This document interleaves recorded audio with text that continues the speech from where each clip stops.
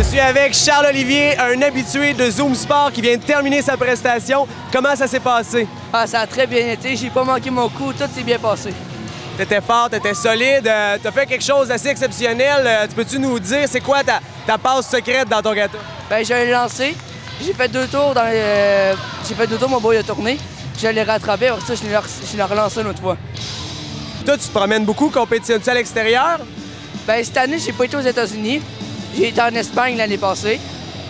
L'année d'avant, en Floride. Puis là, cette année, j'aimerais ça aller en Écosse.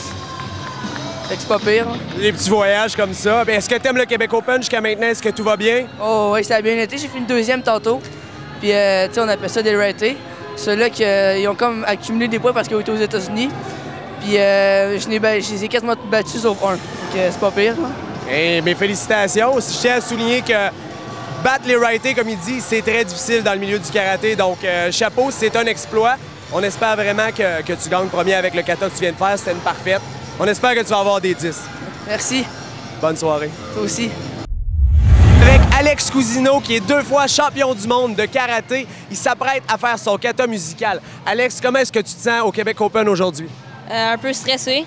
Ouais, un peu nerveux. Penses-tu que ça va bien aller? Est-ce que tu as pratiqué bien ton kata? Ouais.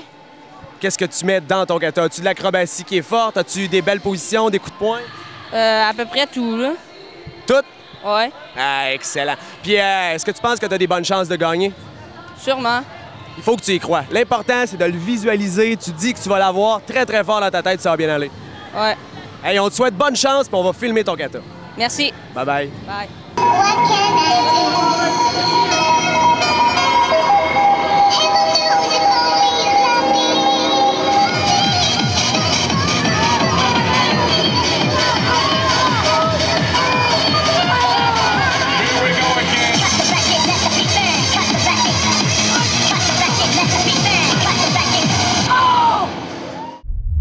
Je suis avec M. Cédric Ferlab. Tu viens tout juste de finir ta performance. Cédric, comment est-ce que ça s'est passé pour toi? Je l'ai bien vécu, c'est qu'on va toujours fermer quand il repense par après, mais en général, je suis assez satisfait pour l'instant, oui.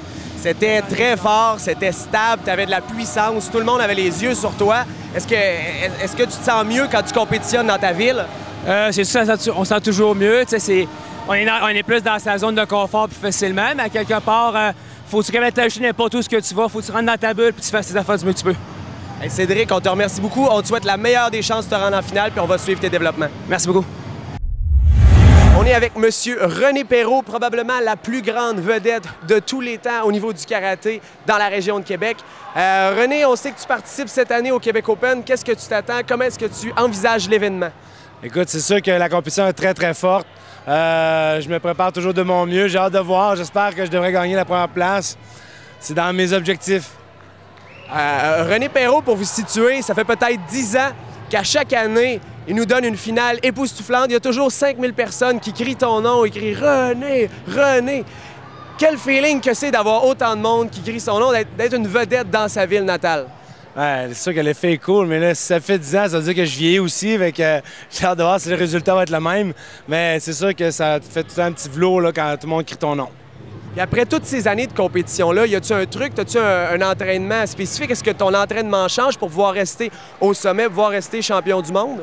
Bien, avec l'expérience, on acquiert des trucs. C'est sûr que je m'entraîne mieux que je m'entraînais quand j'étais jeune. Je suis plus sérieux que j'étais quand j'étais jeune. Donc, ça compense un peu pour l'âge, mais un truc magique, il n'y en a pas. Il faut s'entraîner. Là, on est entre nous autres. Quand tu te bats, là, quel coup que tu aimes le plus donner? Je dirais ma main gauche. Tu la donnes-tu au visage, dans le bedon? Dans le front. Dans le front. Excellent. On va regarder tes performances de combat, puis on va regarder ta main aller dans le front de l'adversaire. Merci, Jeff. Merci. Alors, on est à quelques instants de terminer la première partie des éliminations du Québec Open 2010.